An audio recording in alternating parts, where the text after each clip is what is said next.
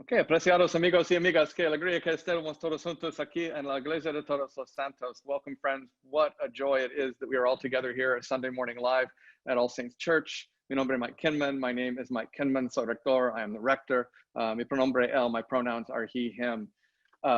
As always, a lot going on here. We're going to have a town hall meeting as our Rector's Forum this morning. We're going to get to that in just a minute. Want to update you on a couple things. First of all, our Sunday food table is continuing. We're working with Hope Kitchen to provide prepackaged sandwiches on water on Sunday morning. Erica Tamblin and some other wonderful people, Gail Gunther and Jan Cowell, were here this morning, gave out 45 sandwich boxes and 60 masks. So thank you to everyone supporting that ministry. We're also continuing to live in solidarity with Learning Works Charter School, an amazing community of teen scholars who are escaping from gang life, are homeless, teen parents, pregnant teens, living in group homes. So when you go shopping, if you can pick up non-perishable food items, diapers, wipes, formula, drop them off at Learning Works, 90 North Daisy, Monday through Friday between 10 a.m. and 4 p.m. We need to help keep that food pantry stocked probably for a long time. So please just get that in your habit as you do your shopping. Every week we have a Partner in Love, which is an organization in the community that is doing amazing work, helping the most vulnerable among us, particularly in this time. And our Partner in Love this week is an old friend that we're going to be hearing some more from in a little bit, Union Station Homeless Services. Union Station was started by some people from All Saints Church in 1973 and has grown into what it is today, which is the primary provider of services and really moral leadership about homelessness and services for those among us struggling with homelessness. And so that link for giving to Union Station is going in the chat. So please support them by giving at that link. We were hoping everyone can stay at home as much as possible to stay safe during COVID. If home is not a safe place for you, let us know. There's some resources in the chat feature for the National Domestic Violence Hotline and also the Trevor Project. This Sunday is going to be our last forum before taking a break for August, and we're using it to have the third of what will continue to be regular town hall meetings that give us a chance to update you on things that are happening in the All Saints Church community and for you to share anything you want and to ask any questions that you have. This morning, for the first part of our time together, we're going to focus on what's been going on our campus in the past several months as some people among us without homes have found refuge at All Saints Church. And this has led to a wonderful partnership with Union Station Homeless Services that we hope will expand to other faith communities. We're calling it Safe Haven Bridge to Housing. You can find the Safe Haven Bridge to Housing plan on our website. It's been there since it was endorsed unanimously by the vestry at the end of June, and we'll put the link in the chat so you can click to it and take a look at it. I know that some of you have driven by campus or dropped by campus or have heard some things and have some concerns about what you're seeing and a lot of questions about what's happening. We've tried to collect as many of those questions as possible. And this morning, we're going to start off with our wardens, Juan Meja and Monique Thomas. They're going to use those questions to interview Sally Howard and me so we can help everyone understand what's happening, the history of it, the Safe Haven plan, all of it. We're also really thrilled to have with us Shawn Morrissey. Shawn is the Director of Advocacy and Community Engagement at Union Station Homeless Services. And he, along with Ann Miskey, the Union Station CEO, worked with us to develop the Safe Haven plan. And Shawn serves on our All Saints Church Safe Haven team, which is implementing the plan and working with the portion of our community seeking refuge on campus. And so Shawn, thank you so much for being here this morning, because we're going to kick some stuff to you. Because you're the expert. We also have a lot of other things going on. The Warden's Planning Task Force, which is reimagining our staffing program and budget for 2021, is hard at work. And I'm sure you all have lots of questions, so we're just going to dive in. And I want to start with a prayer that we've been using at the Warden's Planning Task Force meetings. So just take a moment and get comfortable and breathe in. And breathe out. And let us pray. God dwells in you. Let us pray. And also in you. God, we abandon ourselves into your hands. Do with us what you will. Whatever you may do, we thank you. We are ready for all. We accept all. Let only your will be done in us and in all your creatures. We wish no more than this, O God. Into your hands we commend our spirit. We offer it to you with all the love of our heart, for we love you, God, and so need to give ourselves, to surrender ourselves into your hands without reserve and with boundless confidence, for you are our God. Amen. Amen. Juan and Monique, senior and junior warden, why don't you just take it from here, and please everyone know that you can use the Q&A feature for your own questions and thoughts, and we'll get to as many of those as we can. So. Thank you. Good morning. Good morning, Mike, Sally, Shawn. Good morning. It appears that since the campus shut down, the homeless situation has become worse at All Saints. What's going on, and is there a plan? Okay, why don't I start off with that?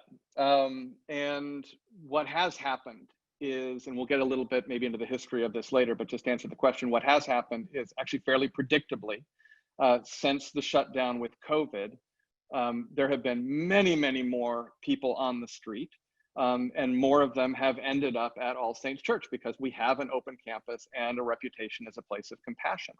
And this is something that has grown since March. And we have been actually working with Union Station and Los Angeles Homeless Services Authority and the Keck medical teams. We reached out to them early. They were having, look, the sky fell on them too. We really probably didn't really get together till the end of April or early May. And then in June, we started in earnest working with Ann Miskey and Shawn Morrissey to come up with what is now the Safe Haven Bridge to Housing Plan. So there is a plan. It's a plan for a phased development of what will be a sustainable refuge for 10 to 12 people at night on campus.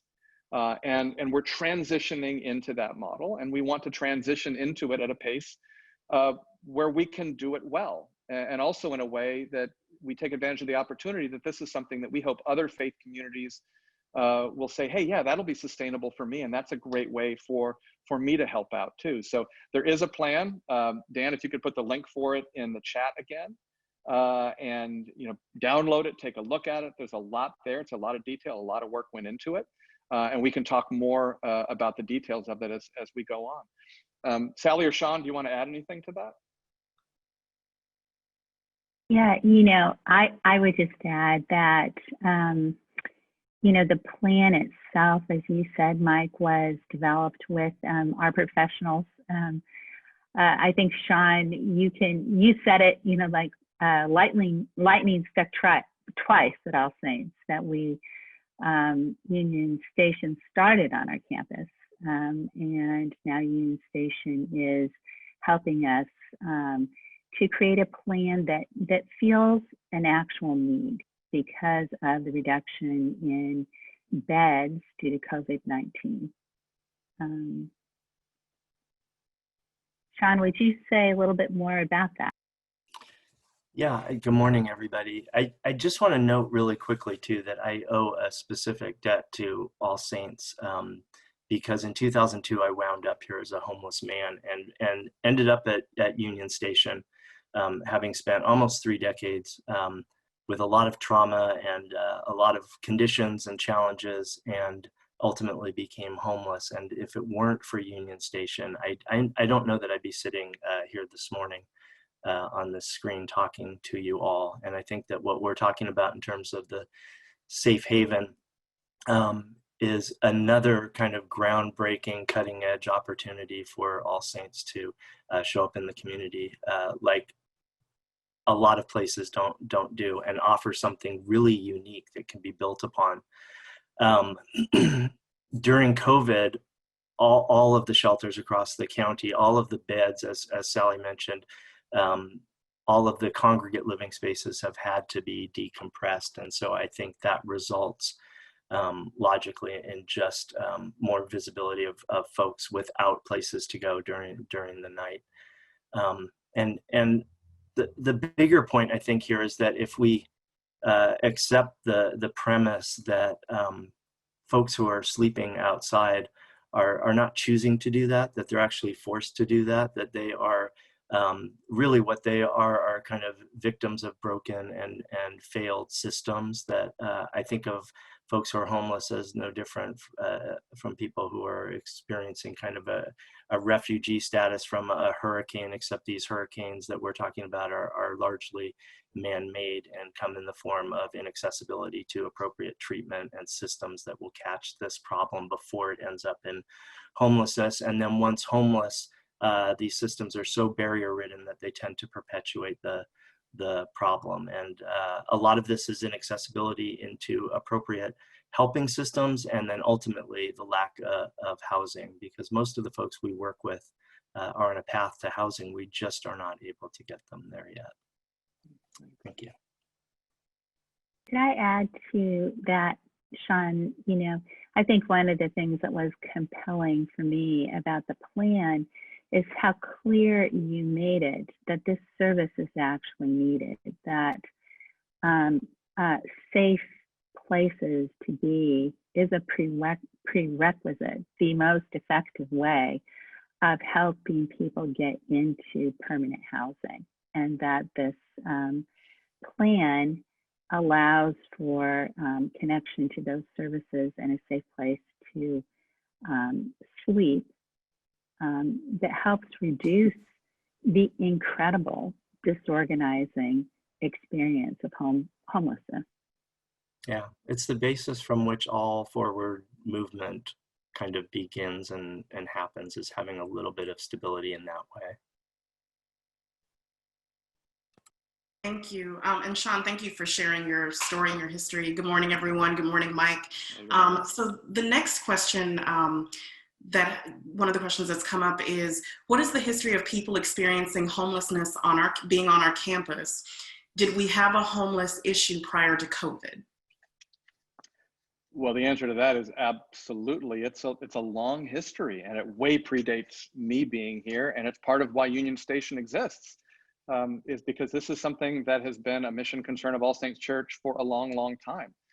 I can talk a little bit about since I've been here.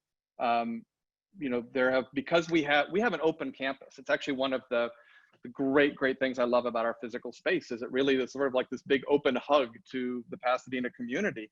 People can walk onto campus and engage it in all sorts of different ways. It also means that when people aren't here, like at night, people can continue to walk on. We don't have a big fence around it. We don't have 24-hour security.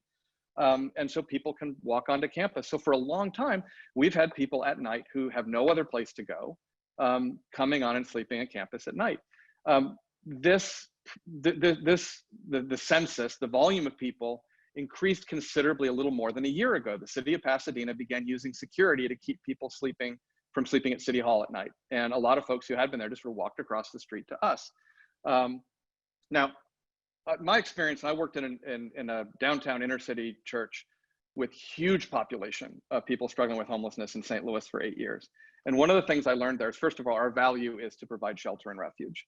The second thing is even if it weren't, when you have an open campus, unless you have and frankly, even if you do have 24-hour security, if you try to sort of kick people off, which is kind of repugnant anyway to me, you just end up playing whack-a-mole, because you say people leave and then people come back, and it doesn't work. What does work is saying, okay, we recognize that we can be a place for people to stay at night. Let's designate certain places. Here's where you can stay. Here's where you can't. Let's designate times. Let's have a covenant of community that people can, abide by. And so that's what we did. We identified safe spaces on campus where people could sleep between 10 p.m. and 6 a.m. We contracted with the same security company, and they're actually wonderful. They learn people's names. They treat people with dignity. They're doing everything that we would hope that as we would do it. And their job was to come right before 9:30 or so, let people know, okay, at 10 o'clock, these are the areas you can come. And then 5:36, waking people up saying, okay, you can, we're starting the day here. Now, when the office closed for COVID, a couple things became clear. Our values said, okay, we're going to prioritize the care of the most vulnerable.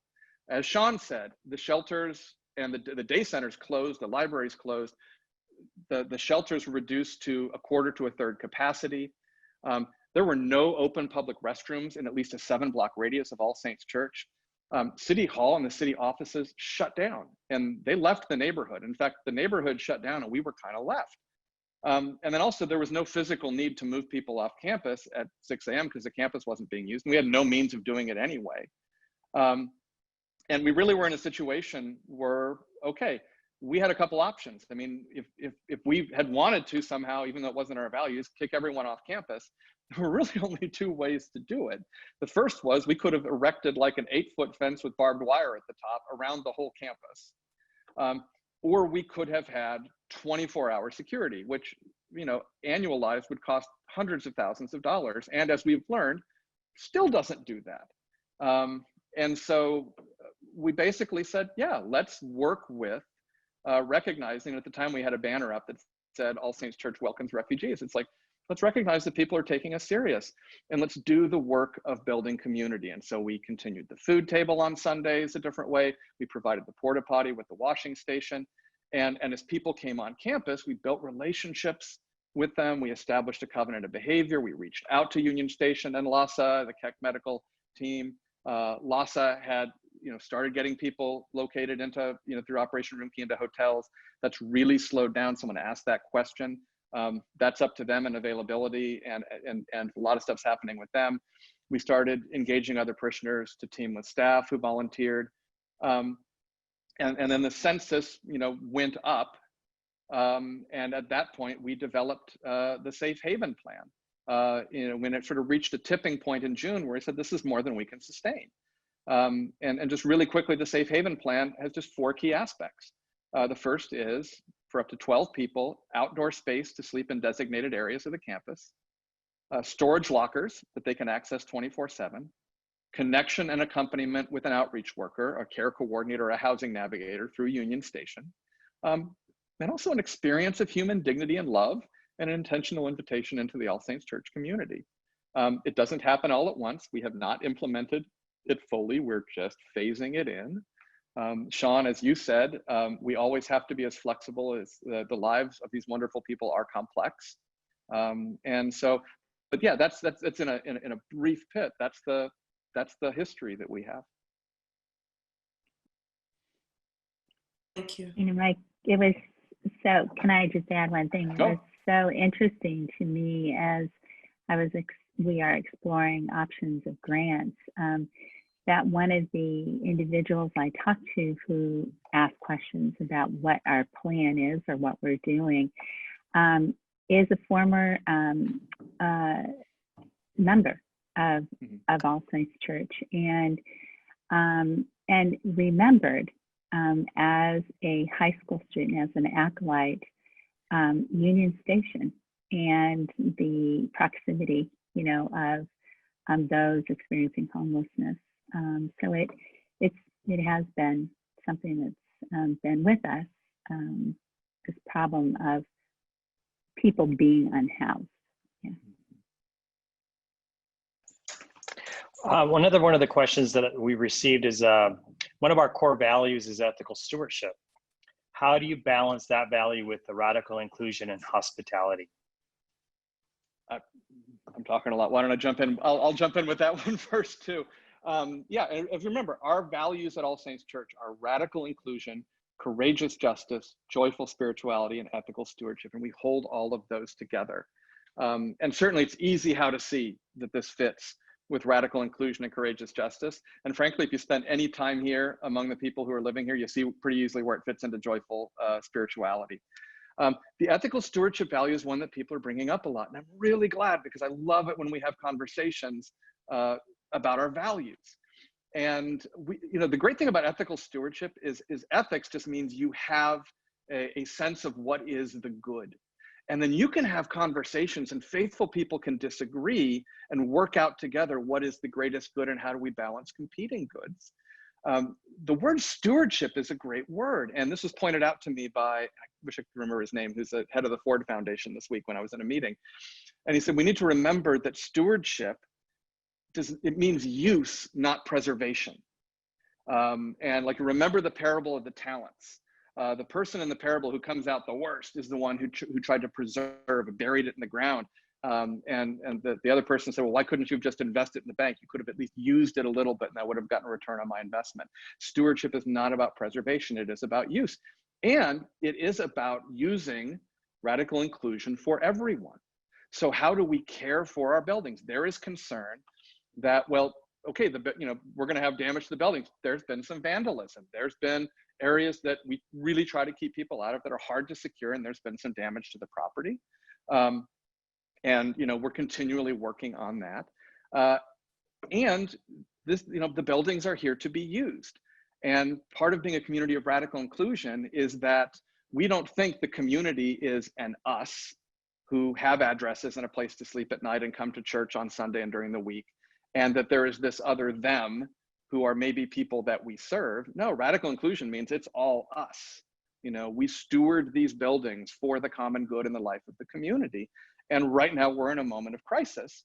So this is what we're trying to do. We're saying, how can we best steward these buildings? It's the same reason we do a Red Cross blood drive, is because that's ethical stewardship of our buildings.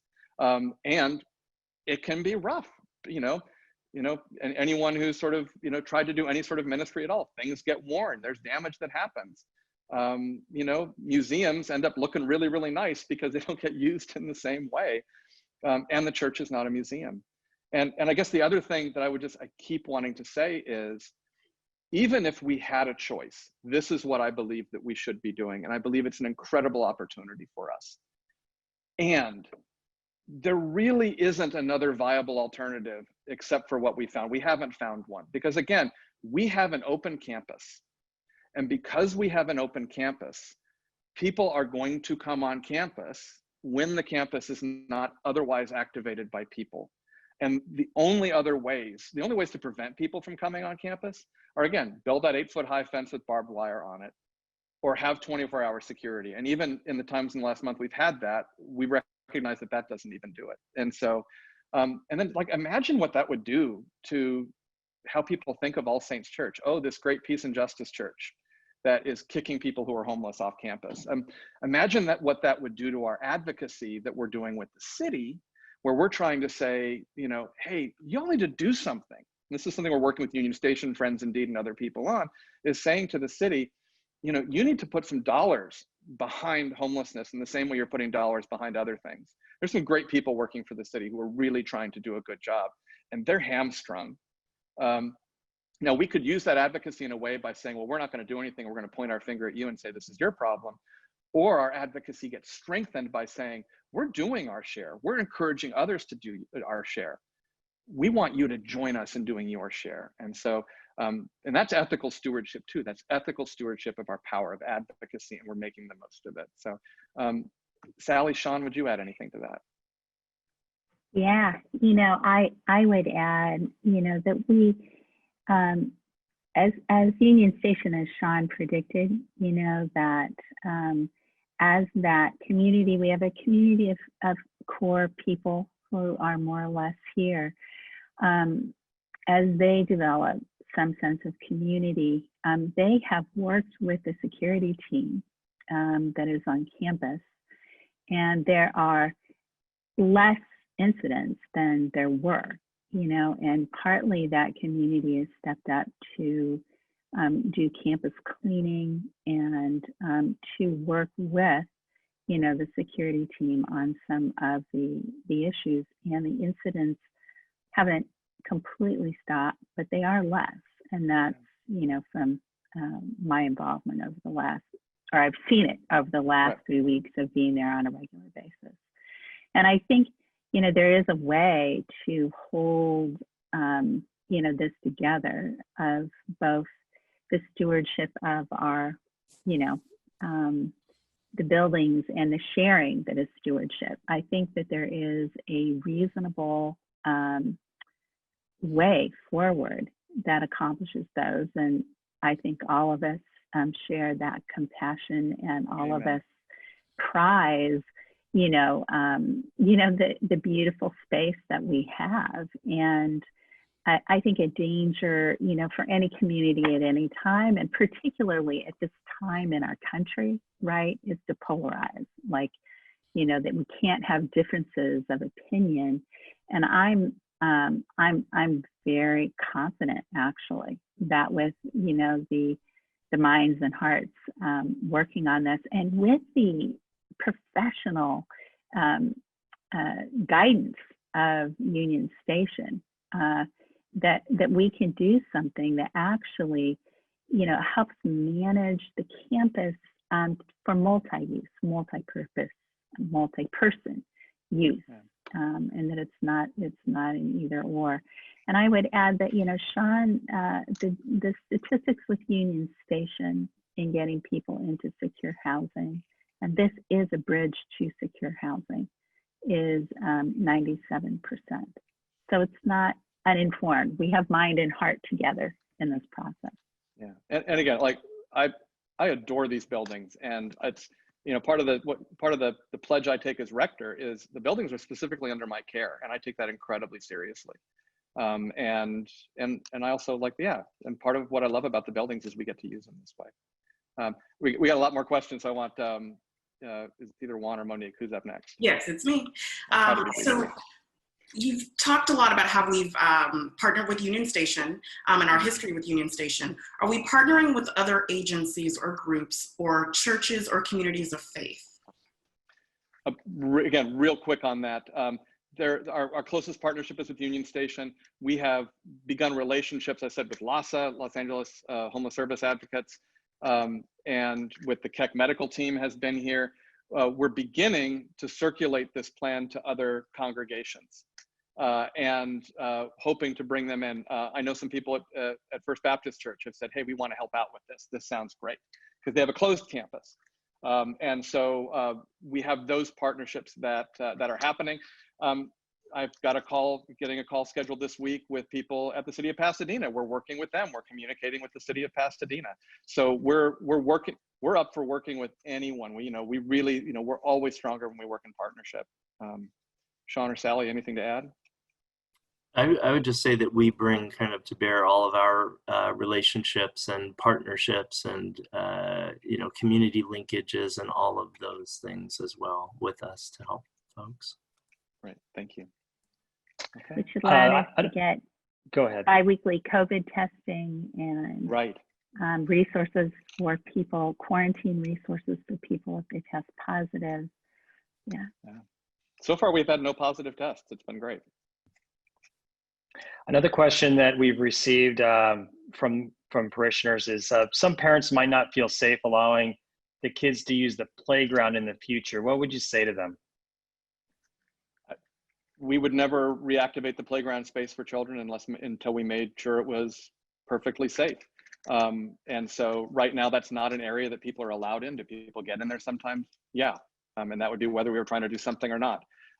And just the same way that we're going to look into what are the safety protocols for reopening every other part of campus, we would never allow the playground area to be reopened for use without making sure it was safe for children. And if I could follow up with that, there's also been some concern about the safety for staff when they return to campus. Is a staff concerned? Are you concerned? Can you address that? Yeah, I mean, Sally, do you want to address that? Yeah, one thing is that the team, great team is Nancy Necker and Christina Honchel, and put together an actual health screening for employees themselves, so everybody fills that out now when they come on campus. I think the plan that we have in place will narrow the number of people that we have on campus. We're providing them with masks regularly, and I think that by the time we are a multi-use campus with staff back full, I think we will be in we will follow enough procedures to be in, a safe space. Yeah. Well, and I guess, can I go ahead and just sort of jump in and add one more thing, which is anytime that we are encountering people in a certain social location that we may not be used to, we may have varying comfort levels with that. And a lot of that is based on our personal experience. Again, I was 8 years in a downtown congregation. So my comfort level with people who are experiencing homelessness is very, very high. if I hadn't had that experience, my comfort level wouldn't be where it is. Part of us growing into beloved community is recognizing that we're all starting at different places and all growing in that level of comfort. And so, you know, our priority is to, we will never be able to make everyone feel non-anxious and everyone feel safe, because a lot of our feeling safe has to do with our own personal experience. And our commitment is to having as realistically safe a campus as possible, because we do believe in this being a place of safety and loving each other through those other pieces. You know, there are obviously staff and other people who the primary anxiety of coming back to campus has nothing to do with people who may be living or hanging around here, but has to do with COVID. And all that anxiety just sort of, you know, gets sort of filtered together. And so, yeah, so, you know, it's a process of listening, and it's a process of loving and realizing that this is what it means to grow into beloved community. Thank you. Next question is around safety. What happens when the campus reopens for the entire parish? Will it be safe? Will it be sanitary? A quick answer, yes. We have a group looking at that. And again, same thing with the playground. We would not reopen unless it was safe and sanitary. And I want to say something about safety, though, which is, first of all, nothing is 100% safe. Nothing is ever 100% safe, and the gospel isn't safe. The gospel calls us to be this amazing, diverse community. Again, not a museum, not living in a bubble. You know, if we wanted safe, we could build a 10-foot wall around the campus. We're not going to do that. So within the parameters of our values, we do value safety, and we will have everything be as safe and sanitary as possible without compromising our values.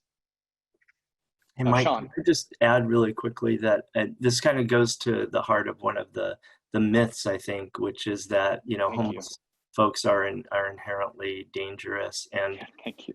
The reality is that if you had seen me 17 years ago, you would have crossed to the other side of the street, not because I was violent, but I looked disturbing. And mental health can look disturbing sometimes, whether you're living on the street or inside. Homeless folks are statistically more likely to have violence visited upon them than to have, you know, outbursts or actions of violence against other people. And I always like to say that in the 17 years that I have been doing this work, I'm like Mike, you know, I recognize that beneath that layer of you know, dirt or wild-eyed, which is exactly what I look like, you know, people's hearts are beating just the same as everybody else in here. And people just want help. I've had scarier interactions while cutting in front of someone at the grocery store or in my car than I've ever had with someone who's living on the street. And I think that once we come into, you know, authentic community and relationship with people, we begin to recognize that. But from the stance of what folks look like who are experiencing homelessness, and you have to remember they're in the midst of their own kind of existential life crisis and trauma themselves, that we just look different, you know, when we're homeless. It's not easy to live outside, but everybody's out there in the church or everywhere else who's unhoused is the same as we all are, with the same wants, desires, needs, longings, loves, those types of things. You know, I also want to take this opportunity to give a shout out to Lonnie Shields and the Buildings and Grounds Committee. They've done Phil Necker and Erica Phil Hamblin Necker. and Chris Runko, Yes. everyone. Yeah, just so the All Saints community should be very proud of some of its incredible leaders in this, especially in Buildings and Grounds, and Erica and Marilyn have been doing an amazing job every Sunday. So thank you. And with that, I had a question that we've received. What's this going to cost? Security, the porta potty, if you put up cameras, I know there's been some additional fencing, the lockers. Is this coming out of the All Saints budget? Are you looking for grants? What's it going to cost? Yeah, well, so for now, I mean, that's a huge concern. We have a $20,000 security line item in the budget right now, and that's for the evening security that we've been having, and also Monday morning with the food program, having one security guard here, one security. I like calling them security ministers because they really, that's kind of how they view their work, and that's the term we used in St. Louis. yeah, right now, you know, when I went on vacation, we moved to 24-hour security. At some point, we had 2 people there. What's interesting to note is that when we moved to more of the security, that's actually when the vandalism increased, which again tells you the power. It really, it's the whole conversation we're having about policing nationally, where we learn that when you use an enforcement model, there's a huge limit to its effectiveness, and it tends to create an oppositional reaction. Whereas when you use a community-based security model, the community comes together, and it's much more of a sense of ownership and taking care of each other. And what's really interesting is the uptick. I mean, we absolutely needed to have security. It was through Union Station's recommendation that we bring in security more than we had, because we were making a transition from sort of people being all over campus to in certain areas. But it is so interesting that uptick in vandalism happened when that happened, and that sort of continued. That, you know, we've spent $40,000 so far on security, because we were having 24-hour security, and then for a while we were having 2 officers, 2 security ministers at night, and that's something we're really looking at. We cannot sustain that kind of security. So fortunately, we're transitioning into a model where there will not be as much security needed. Shawn, we're working with you on sort of when do we phase that down and how do we do that. We're really taking Union Station's counsel on this. And part of why we hope the Safe Haven plan can be portable and other faith communities will take onto it, because it actually strengthens our hand when we apply for grants. And we are in the process of, there's one grantor that we're in conversation with right now, who so far has been like really, frankly, excited about the work that we're doing, particularly because it is addressing something in COVID that no one is addressing, which is the huge number of people on the streets, and especially as the eviction moratorium expires, we may see more and more of that. So it's actually possible that if the grants turn out, and that's a huge if, but if the grants turn out, we could actually spend less money on this in 2021 because we could get our security budget covered. That's a huge if. And so, yes, there are expenses associated with this. And again, I will say, these are expenses that we would be incurring whether or not we were doing anything, because the situation is what the situation is. You know, I think maybe I have one final question, Mike, and then maybe we can go to the chat, open it up to the questions. The Safe Haven model plan, the plan has envisioned 12 of our unhoused brothers and sisters being on campus. Yes. Why 12? Why that number? And how far are we from implementing the plan? Okay, I'll say why 12, and then I'll kick it to Sally and Shawn for the how far are we from implementing the plan. I mean, the plan is being implemented, but how far are we from sort of the heavenly? Yeah, where are we in the plan? Yes. I would actually say brothers, sisters, and non-binary siblings, because we actually have a couple of those on campus too. Mm-hmm. And what we did is we sat down and we said, so before COVID hit, what was the average number of people who were taking refuge on campus at night that sort of seemed sustainable for us? And we came up with 10 to 12. And that was sort of, I remember I was sitting down with Lonnie Shield and Phil Necker and Erica Tamblin from the Building and Grounds Committee. And they sort of said, yeah, okay, it was 10 to 12.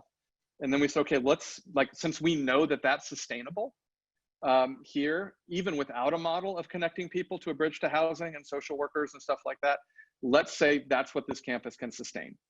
And so that's where we came up with the 12 people number. Is it's worked before. So Sally and Shawn, do you want to talk about the pacing and where are we now and what's going on? Yeah. Well, you know, I think really our next steps are to get lockers. And, you know, the plan is to have lockers for people to put their stuff during the day. And that means that there won't be the same stuff on campus. And also to issue ID cards so that those people that are sleeping on campus will have a card that says that they are one of those, that they are identified with that. We have a covenant or behavioral guidelines that we developed with Shawn that are ready to go. and I may be forgetting one thing, but I think that's where we are. I think as soon as we have placement for items, you know, we're really ready to implement this next step. The community, my experience, you know, and that's just the face-to-face experience with community that are unhoused, that are living with us, is that they have been very, very responsive and willing to collaborate, and have offered their people asking for volunteer job descriptions that they can participate. But anyway, I think the next step is we need to have a place for items. Shawn, what would you add? I don't know that I have much to add other than that, as everyone's described, as people start experiencing safe, healthy community, that they, for lack of a better term, kind of self-police and want to keep those communities healthy. And so I think that as that begins to happen too, then you'll be able to kind of titrate off some of the security, and it will become known. And hopefully, in the same way that Union Station, through All Saints creation, provided a real model of how to be with the community, this safe haven promises to do the same thing as a pilot to other churches, and hopefully this can be implemented on a much larger scale. It's really exciting as someone who's worked in this field and watched the models change. This really is cutting edge what we're talking about, and I think that Pasadena is uniquely positioned to actually end homelessness. I think that due in large part to the creation of Union Station through All Saints almost 50 years ago, when we switched to the models that we know actually help people get into housing and thrive.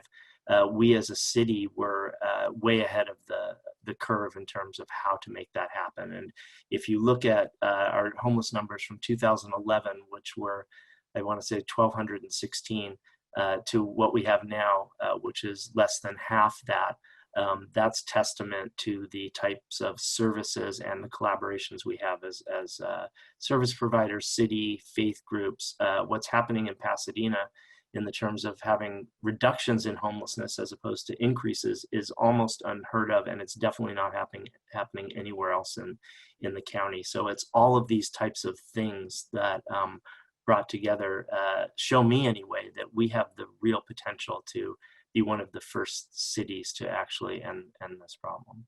Amen. And just, we're so grateful for Union Station and the historic partnership there. And just, I'll say one more thing and we can go to other questions. One of the questions I've seen a lot in the chats and in the Q&A is people saying, how can we help? Which, that's great. This is the whole idea of this is, again, there's that piece of this is about us becoming beloved community, which means, just, you know, it's Greg Boyle when he says, you know, we gather all at the margins till the margins disappear under our feet. And so this is about all of us being in community together. So we actually really want to look for opportunities where, it's like, this is not us and them, this is one portion of our community, and then there's other portions of our community where we can bring all the different portions of our community together. And so there's a Safe Haven Bridge to Housing team that is really working on this issue, that's made up of All Saints parishioners, that Shawn is on also, and Sally's on it, and some other great people are on it. We've had opportunities in part of the phasing process, we had people coming on campus in pairs and sort of helping up with some trash pickup before we had building and ground staff come on, and also build relationships and get to know each other. And you know, I'm really excited. Again, COVID makes all of this so complicated, but I'm excited for these different parts of our communities to get to know each other, you know, over the next 6 months, 12 months, 18 months, 2 years, as we are able to come together more. Because, you know, we're going to fall in love with each other, because that's what we do as people. And we're going to recognize that the community, we all become so much richer, you know, the more people who come into our community. And so just grateful for that. So Mike, that's the end of our planned questions. We're jumping into the Q&A right now. And there's one, are there mobile showers, washing machines, dryer services available to those living on campus?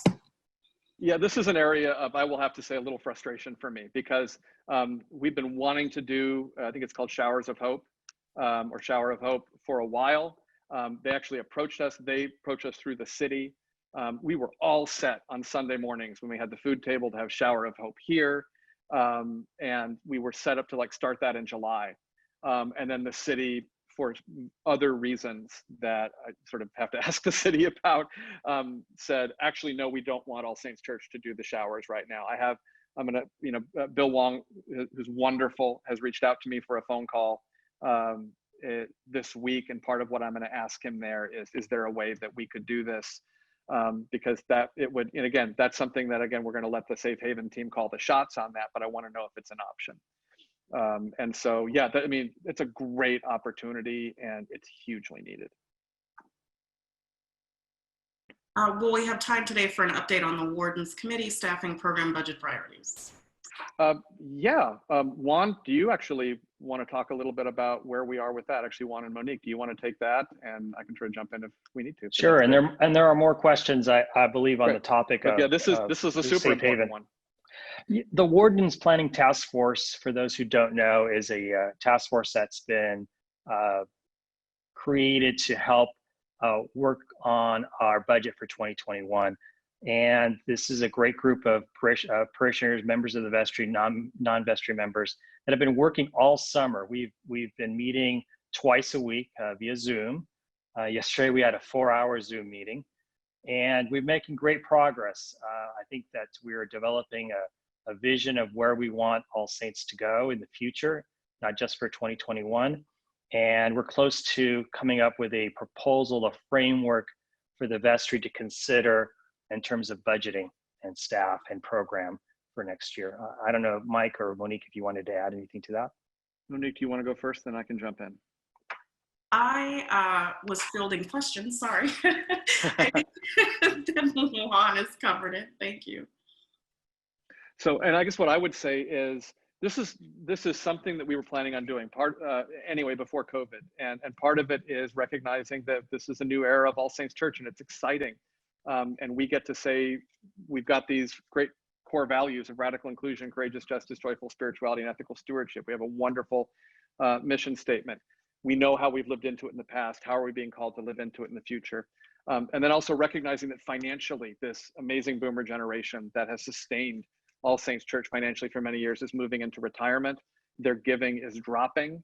And the younger generations that are coming in, their financial situation is primarily characterized by debt. And so, giving has been sort of plateauing. It's gradually going down. And this is everywhere. If you were in the forum with Jennifer Baskerville-Burrows in January, when we were still together, we talked about this as a national trend. COVID has accelerated this, particularly also in terms of we have usually at least $350,000 in building income that this year the PPP has helped us sort of not be in a horrible hole for, but we can't count on that for next year. And what's so the PPP? We are having, the PPP is the government program. I don't remember what the P's stand for, the pumping payroll payback program. Maybe that's it. Let's just call it that.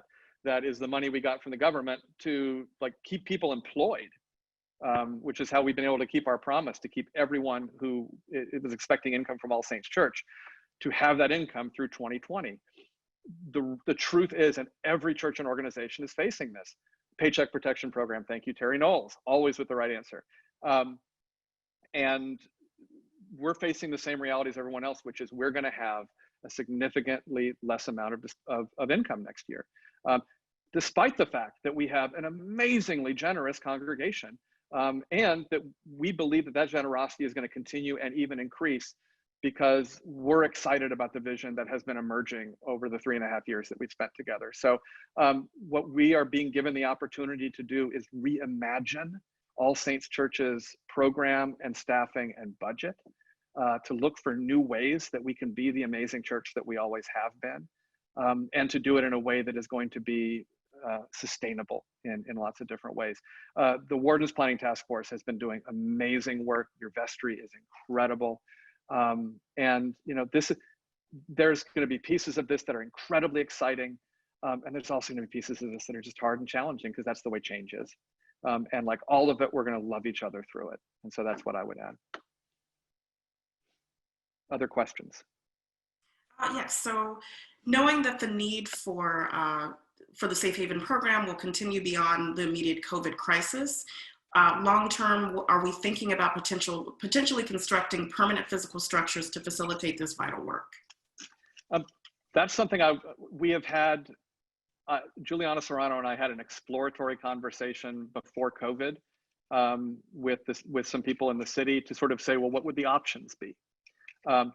We have a process that is really wonderful with PACES that is talking about campus refreshment and reorganization, that has a phased redevelopment of the campus. This is not something that PACES has considered. And again, remember, stewardship is use, not preservation. And so as the needs of the city change, we want to make sure that the campus is always not just meeting the needs of the All Saints community, but is meeting the needs of the greater community. So what does our call to the common good require of us? So, you know, is that an option? Yes. You know, have we done a lot of work on it? No. The bishop and his Housing Justice Task Force contracted with some architects that went to every campus plan in the diocese and said, this is where you could do housing, low-income housing, permanent supportive housing. So there's a plan out there that someone has taken a look at All Saints Church campus and said, this is what you can do. And yeah, just in the same way as we're always going to be looking at how can we serve the community, I'm sure that's something that will come up with us too. And we will run it through the process that Phil and Lonnie and the amazing people in PACES have been putting together. Okay. Are those in our All Saints community living on campus who may have mental health issues or needs, are they getting help and support? So Sally, I'm going to kick that one right to you with a reminder that there are people in the All Saints community who aren't living on campus, who have mental health issues. And we're also concerned whether that portion of our community is getting support. Yeah, great question. And, you know, one of the beautiful aspects of this program is that as people get connected to a caseworker in Union Station or LASA, that there are mental health services available, and they can help those members access that. So the answer would be yes, there are, you know, and I would agree with Mike. It's a range, a wide range of those things. And, you know, people also just in general, their well-being, their psychological well-being improves with community and having people care and pay attention. And that's already happening. That's already happening. That's already happening. And I could tell you stories, but I won't do that. I won't do that today, but it's beautiful and amazing. And as Union Station predicted would happen. There's another question in the chat. Since the majority of homeless in Pasadena have been residents in Pasadena for about 39 years, it would be great to have more housing in Pasadena. Is All Saints considering creation of low-income housing on our property? And are you following the California SB 899 that will exempt churches from local, and I'm not sure what the, she sent that I'm not sure what earlier, the abbreviation is. Yeah. Yeah, so quick answer. First of all, I think I answered that question earlier when I talked about the conversations we've been having and the possibility of creating things, you know, on campus. I'm always reminded, I have a dear friend, Tom Etling, who ran a great service provider organization in St. Louis, who reminded me that he never used the language homeless people, and it's so common, and I've used it. So this is definitely not a shame thing. But he said, like, you know, I've had people in my family who've had cancer, and you don't call us cancer people. And so really is like, you know, we're people who've had cancer. There's people who are experiencing homelessness. And it's just this whole thing of using people first language. That's, you know, and then there's a distinction between being homeless and unhoused. And it's like, we always, and again, if we can engage that stuff without shame and just say, wow, there's some learning to happen here. And I get like, I say stuff all the time that I'm like, oh, okay, well, maybe I should have said that differently. But yeah, in terms of looking at that stuff, absolutely. In terms of that bill, that's really, really important.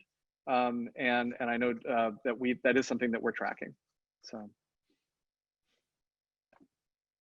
people with lived experience of homelessness. Thank you, Norwita. There's another question in the chat about staff. The question is, I'm concerned about staff who seem really stretched and stressed. And while I applaud all the planning, I think we need to understand some short-term priorities so we know what we can expect from staff and what we need from lay leaders. Sally, would you like to address that, or Mike? I could jump in, or Sally, do you want to jump in? I think you should, Mike, because you've also got a better sense of the overall plan, which I don't have. Right, and well, and they're actually, first of all, thank you. And I'm concerned about staff. Staff is working incredibly hard, and they have been for a long time. And part of this is what we have done over the years as we've had budget crunches, is we have combined two full-time positions into one, maybe given that person a little more money, but not given them any more time. So staff, a lot of our staff were overloaded to begin with, and we never adjusted the expectations of the parish of what staff could do. And so staff were overloaded before COVID. COVID has made all of our capacities decrease and has made us learn new skills. So absolutely, I'm really concerned with staff. We're mandating that staff take vacation in the summer. You know, I wish we were in a position to give every staff member huge raises and cash bonuses. We're not in a position to do that. What we are in a position to do as we think about restructuring is to say, we need to make sure people's job descriptions are reasonable. And there may be some things that, like, maybe we need to do fewer things and do them really wonderfully well. Maybe we need to look for opportunities, as people were saying about the safe haven. How can I help? We can look for opportunities where the role of staff is less to do the work themselves and more to empower the work of the congregation. And not to say that that hasn't been happening in wonderful ways already. In terms of right now, we asked every vestry committee in May to come up with a list of priorities for the summer that were reasonable, that took into account this is the diminished capacity that we have, and not try to do everything. And again, it's hard. There's so much in the DNA of this place, and I share that sort of chase after every shiny thing and new idea. We're really trying to be disciplined about it. And it's a culture shift for this place, and cultural shifts take time. So please reach out to staff, tell them you love them. I mean, this restructuring process, this is incredibly stressful and anxiety producing for everyone on top of everything. What staff are dealing with right now is just, it's really beyond belief. And so staff need your love. They need all of our love. Reach out to them, tell them you love them, pray for them at least once a day by name. We have an amazing, amazing staff. And then, like, life goes on. You know, we've had two staff members, Alfredo and Melissa, whose fathers have died, you know, during COVID. And so, like, our life hasn't stopped happening. And so please pray for staff and continue to support them, because we have wonderful staff. We have time for one more question. Sure. Sure, okay. And we're gonna hand off to Kelly Erin. This is the one, this is actually about OWL, Our Whole Lives, the program that launched last year. What happened to it? What happened to it is that the community putting on OWL, and that was Jeremy and Nina and Ruth and all the great people, and Kelly Erin, like all the great people who were putting it on, decided, and maybe that's Kelly Erin. Kelly Erin's here. Could Kelly Erin take that question? Kelly Erin, do you want to jump on and take that question? Great, I'd forgotten you were here. Go. Sure, yeah. I just put in the chat that I'm here. Yeah, definitely. OWL is still a high priority. Right now, we're working really hard to look at how we can transition all of our programs into the fall. So you'll hear more information, probably in the next month, about our plan for both wrapping up OWL and a different version of OWL. We're not going to be able to do OWL in the same way we do it in person, but we definitely are going to be able to do something, especially prioritizing some of those older grades who otherwise won't get OWL. It's definitely a super high priority to make sure everyone is able to experience that incredible experience of Our Whole Lives, especially before they go off to college. That's so important.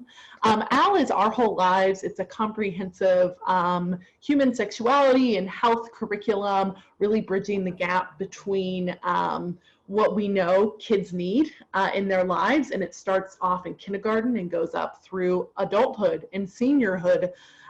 It's just an incredible program, and it really is about our whole lives, making awesome, informed decisions that value yourself being able to build your values and really creating, you know, people who are ready and informed to make awesome decisions about their health and their bodies. So it's a great program. So there'll be a lot more about that soon. Wonderful. I want to kick it back to Kelly Erin in just a second. Before I go to them, a couple of things that I can answer really quickly that I saw in the chat. Will you be sharing with me? So many people filled out the parish survey. Thank you, thank you, thank you, thank you. There's a lot of data there. We will be sharing the results. We're still looking at all the numbers right now. We're going to start meeting about them this week. Absolutely, that will be sharing the results. We're so grateful. Like 500 something people filled this thing out, I think. Terry Knowles probably has the right number off the top of her head, so she could put that in chat. So that was great. We'll be sharing that. Will we be doing another town hall meeting that isn't so focused on these issues, on these sort of issues? 580, Terry says. Thank you very much, filled out. Thank you. Knew Terry would come through. And the answer is yes. My hope is to have one of these meetings sort of every other week. And we're going to do them at different times because we know people will be able to access them at different times. That information will be on the website, and we'll keep sharing it. The questions that are in the Q&A, I'll answer them, typing an answer for those of you who asked them. Want to thank Sally. Boy, talk about other people to pray for, is pray for your wardens. Juan Meja and Monique Thomas, who like none of us knew what we were getting into with COVID, but Juan and Monique certainly did not know what they were getting into. And there are no better wardens for such a time as this. And please, please pray for them and just know that they are amazing. And then Shawn Morrissey, you are a gift to All Saints and a gift to Pasadena. Thank you so much. And you know, you're part of the All Saints community right now, and we're just deeply grateful for you. And please give Ann Miskey and the Union Station Board and everyone our love. And again, remember, they're our partner in love this week. We'll put in the chat the donate feature. Give money to Union Station. Union Station needs your support. So thank you all.